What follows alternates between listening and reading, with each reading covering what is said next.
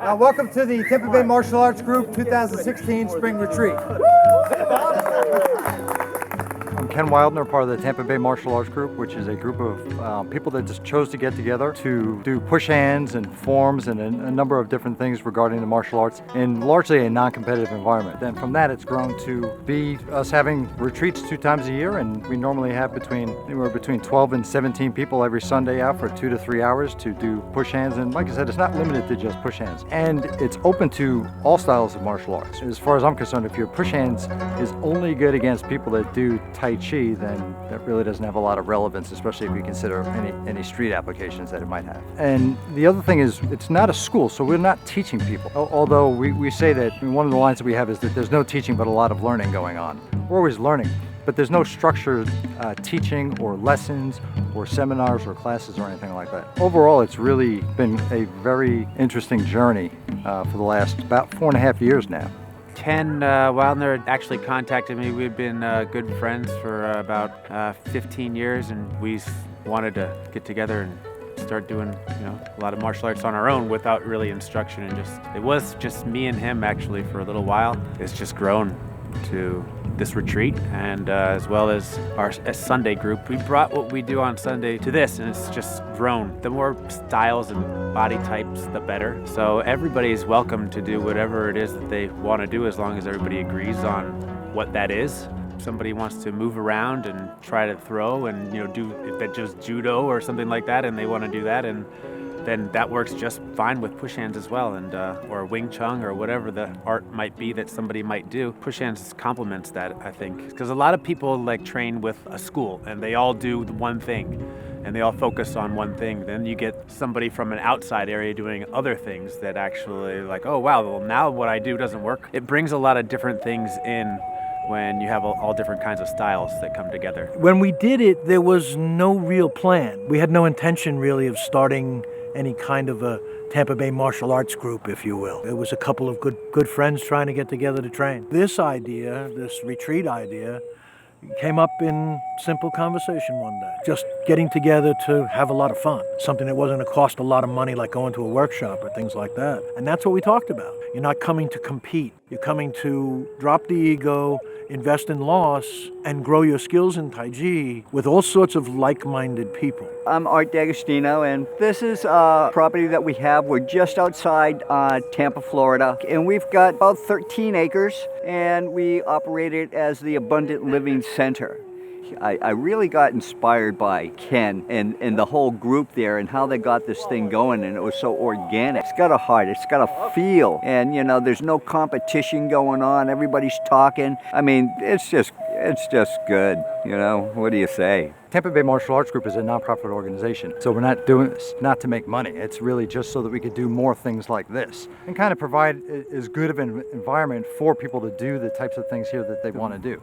The cost of it is really just to cover the costs of the things that we're doing, and that's it. And that's why we keep it as cheap as we want, because I don't want people to say, well, I can't come because it's too expensive. That's not what this is about. This is about do whatever you can to get down here so we have more people to push with. So when they come here, they have an opportunity to push with 30, 40, 50, 60 people. To me, is the best teacher, is like I said, lots of different body styles and personalities and philosophies about how martial arts is and how this thing that we call push hands goes. Basically, it operates by trying to sense each other's center and physical structure. Mm-hmm. The objective is to disrupt the other guy's balance while maintaining your own. You're not doing it through rough means like wrestling.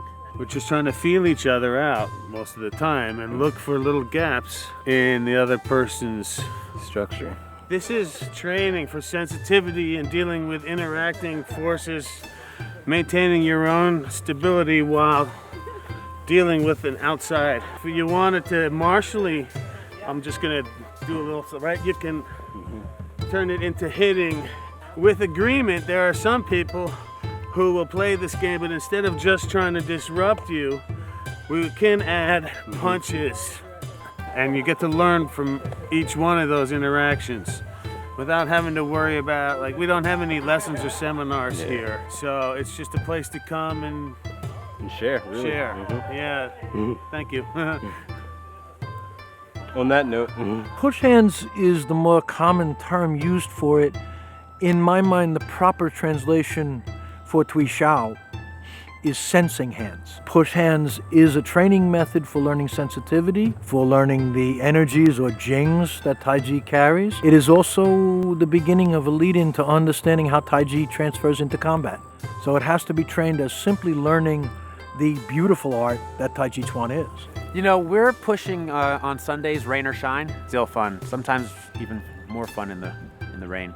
There's a lot of eating bitter in this because, you know, you may have heard of investing in loss. You got to have a certain kind of mental toughness, I guess, and not let these kind of things bother you. I think a lot of the times when you lose, you win because you learn something about yourself that, and that's what it's all about, and that's why I do this. The more people that I touch, the more I think I learn actually about myself. And when you do lose, then you learn what you're doing wrong, maybe, or hopefully you do, so that you can correct that. I think that's the investing in loss kind of thing, because you really get more out of actually losing than you do maybe winning. I'm GZ. I live in Orlando. Oh, somebody invited me, said here's some kind of push hands retreat. Everybody here is very friendly. They are not fighting each other. What is push hand to me? It's not just push hand. It's energy conversation. I help you understand my energy direction. You help me back. You understand my English and you understand my Chinese, just like teaching language. If you friendly, I can dance with you. If you not friendly, you got big trouble. Oh, the rain! Comes the rain. The rain's good. Clean the air.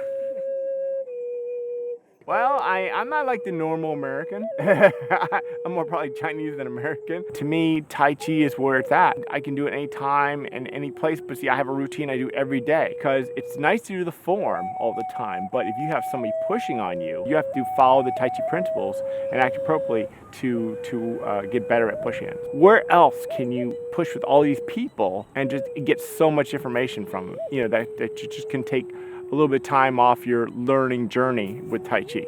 The love that has developed out of it is really something else, right? And that's what push hands is about. It's about love. We don't seek to push our partner away. We seek to connect to them and let them push themselves away, if nothing else. If you like hanging out with cool people, there's a whole bunch of really cool people here. Wide varieties of backgrounds. If you've never done any Tai Chi, I think we probably have about 8 or 9 teachers here. I really feel like I'm able to let go when I come out and into the retreats and even on Sundays. And I hope that if you are interested in being able to let go and something like that, that you come and enjoy that with everybody. I mean, most people, when they talk about doing push hands, they talk about pushing. So when I say come push with us, I'm not necessarily saying just come here and just start pushing people around, but engage in that activity with us and in the camaraderie. I mean, everyone here, regardless of level of experience, is a peer. And when I say come down and push with us, it's literally that. Get on a plane, a train, an automobile, come down. I mean, the next event we have will be the weekend before Thanksgiving. Come down, play, push, but have a good time with it. I mean, that's really the key. Make the place that we're in your laboratory for doing martial arts. Bring everyone. Come down and push with us.